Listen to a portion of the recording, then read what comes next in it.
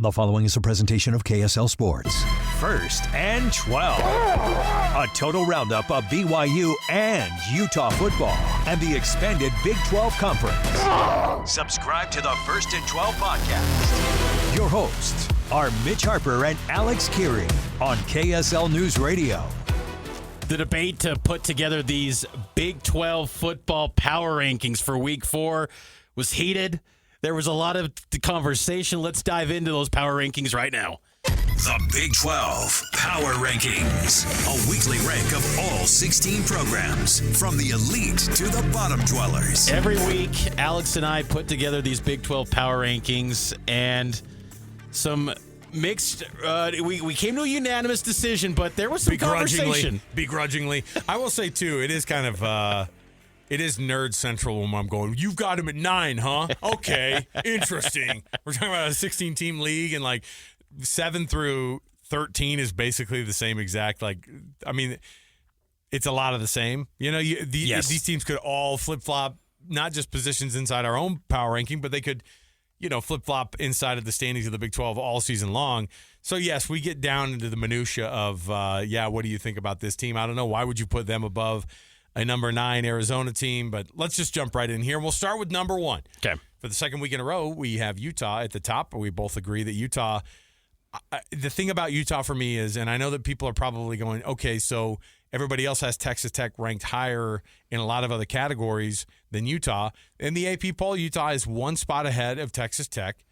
And I just think that Texas Tech still feels new enough to being elite across the board for me not to put them right there yet.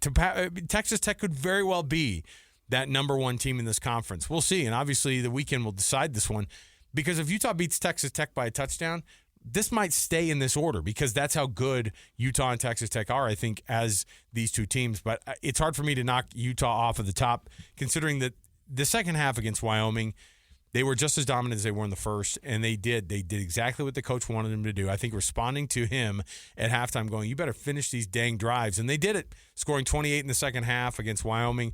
It's an elite defense. It's a really, really good quarterback who's learned a lot. And Texas Tech is scary, but we have 1, 2 Utah and Texas Tech in that order this week. I think my only knock on Utah at 1 is they've been boosted up by a UCLA win that has clearly proven to be a mess. May look worse than we had thought. A mess. Ugh. UCLA is just awful. UCLA is the worst Power 4 team in the country. They already fired Deshaun Foster. They are terrible. Stanford's like, we get wins in the ACC over here. What's your problem? That's UCLA? my only reservation on saying Utah emphatically at number 1, but I am okay with it, because I do think when you do factor in Utah's success defensively, and I think they've gotten some unexpected players to really step up, I think Utah, I'm okay with them being at number 1. And as you said, Texas Tech at 2. I like that too. Number 3, we dropped Iowa State down slightly, because I think that the dominance from Utah and Texas Tech against their far inferior opponents is what shines. Even though they haven't played great teams, they are hammering these teams. Yeah. Whereas Iowa State plays a very subpar Arkansas State, and they struggle. Now, again, I do think I buy in a little bit to the argument that a lot of games, 4 games in 4 weeks with an international trip thrown in there, really tired football team probably. And then you're playing in humid Arkansas, how I forgot Butch Jones is down there, the former Tennessee coach. I'm like, whoa, that's a name I haven't heard of in years. So I just think, I don't know if Iowa State's got the firepower offensively. I know Rocco Beck's really good, but compared to Utah and Texas Tech, like this sport, you got to score points at a high level. And I just don't know if Iowa State and their offense can keep up with like Utah and Texas Tech. They're going the old Bronco Mendenhall way, which is like, hey, just get to 24. We should win all these football games. That's what they're doing so far. You got to get to like 35-40. In this conference for sure. TCU at 4. I think that, TCU last week was at 3. I don't think that going from 3 to 4 is that much different. I don't know. I don't only played 2 games, and Abilene Christian, they played them. They were up 42-7, and then they gave up 2 late touchdowns. Yeah. Mm-hmm. But we're just still a small body of work so far, but the small body has been pretty good thus far. Yeah, and BYU, same category, I think, as well. 2 wins so far this year, and to have the wait, is it 2 wins? Yeah. Wait, was it more? BYU's won 2 games, and they've got a win over a power conference team. And I gave them a little bit of a bump this week because, again, the Stanford win looked a lot better after Stanford, as a double-digit underdog, takes down Boston College in a late-night ACC network game, which was so weird, too. But, I think BYU's win, that's going to quietly look a little bit better than people think. I don't look at Stanford to be a bowl team, but could they be a 5-win team? Yeah, I think they could be a solid ACC team, and BYU crushed that team and never broke a sweat. Just the offense kind of didn't finish drive. So it was a little bit what Utah experienced in the first half against Wyoming.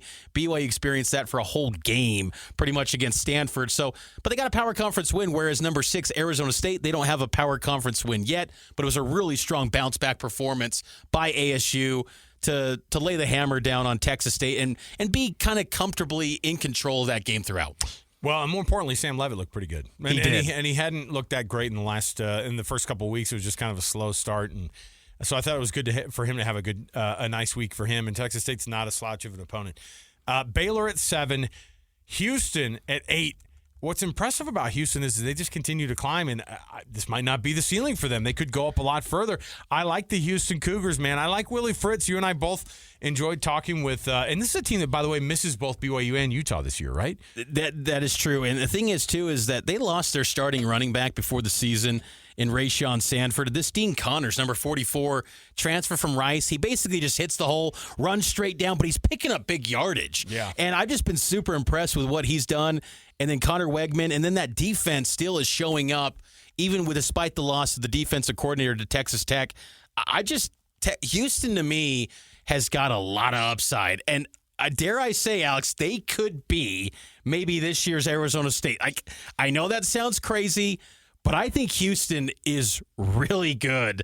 I have a feeling that they are going to be maybe a 9-win team. I just thought the way that they dominated Colorado, that was impressive to me, and I'm buying in on Houston. They could be I think a they'll riser. be good. I think they'll be good. I think you're going a little wild with they're going to be this year's Arizona State. I don't know who the Cam Scadaboo is on that Houston Cougars roster. I don't think it's their backup running back. But I look at that schedule, though. They got a bye this week, and then at Oregon State, they should win that. Yes. Texas Tech the week after, probably going to lose that one. At Oklahoma State, win. Arizona at home, at ASU, West Virginia, UCF.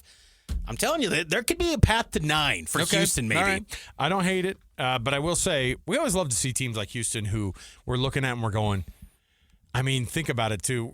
The Dana Holgerson years at Houston when we were looking and going, I thought this guy was supposed to change their whole dang world, man. And then to see what Willie Fritz is doing now, you and I both like Willie Fritz. Yes, I mean, he's good. He's awesome to sit down with and chat with. He's very, very straightforward about his program.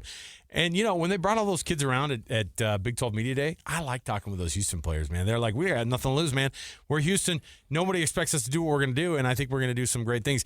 Arizona at 9, Kansas at 10. I didn't know if we'd be in a world where we already had Arizona moving up this list, but here we are. Arizona's having a pretty darn good year. You still don't believe it all totally. You're not as high on them as you are on Houston. That's correct. And I do think, though, Arizona's defense is pretty nasty. I think they're pretty good.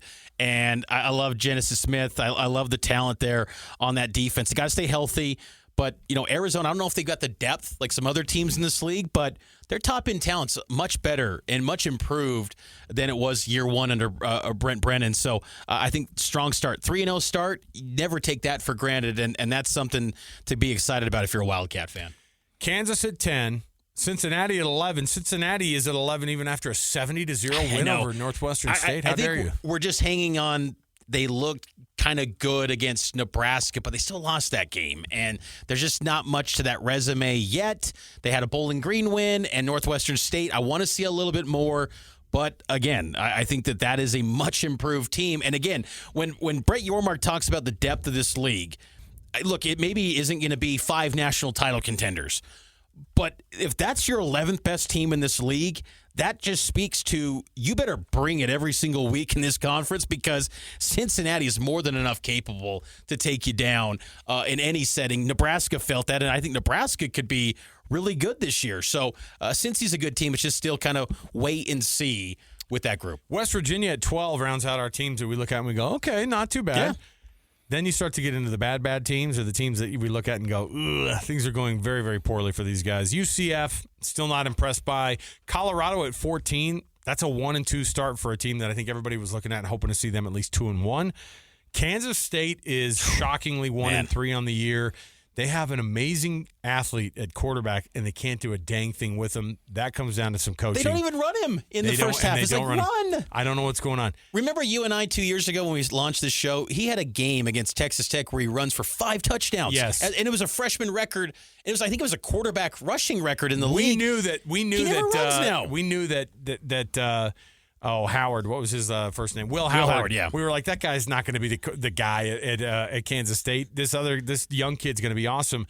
And it's crazy because his talent is still there, and he just doesn't have the supporting cast. And the very, very bottom dwelling basement of this program, of this conference, is Oklahoma State, who takes on Tulsa this week. They host the Golden Hurricane for an in-state battle. Tulsa's laughing their way all the way to the bank because they're going to get paid for this game, and they could probably win this one in Stillwater. Why not?